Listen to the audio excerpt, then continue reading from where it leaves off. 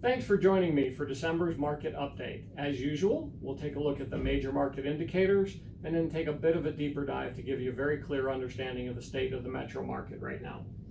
We'll start off talking about sales volume. Sales volume last month was the third highest November out of the last 6 years, and it's been higher 8 out of 11 months versus 2018 and up overall year over year at 3.4%. Another interesting indicator is inventory. Inventory continues to drop at a rather rapid pace. Median sales price in November was $415,000. Where that's really interesting to me is typically this time of year you see a noticeable drop from October to November in median sales price. We did not see that this year, and if you looked at year over year, you'll see that the appreciation number at 6.4% is really strong. Average days on the market continues to be stable, only up 3 days from this time last year.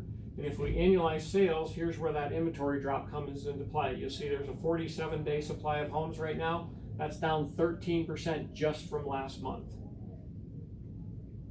Taking our deeper dive, one of the things that's helping sellers right now with getting the most for their home this time of year, and therefore helping with that stabilization of the median sales price that I pointed out, is accepting contingent offers.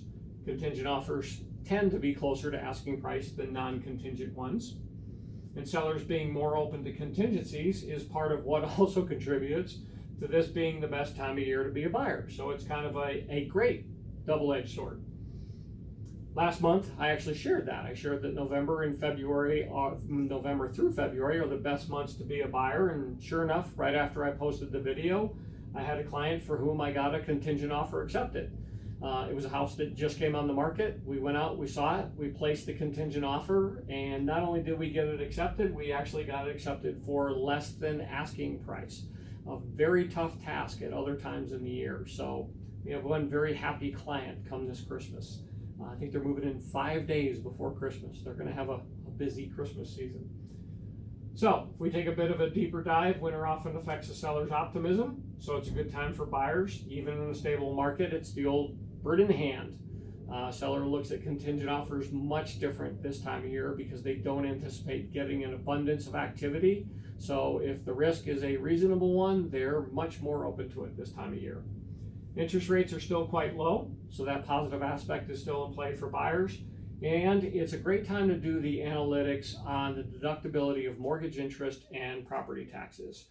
If you look at the equation of what you could potentially save by deducting those, as long as it's over the standard deduction that changed just a year or so ago, you'll find that there's some really strong tax advantages to owning a home.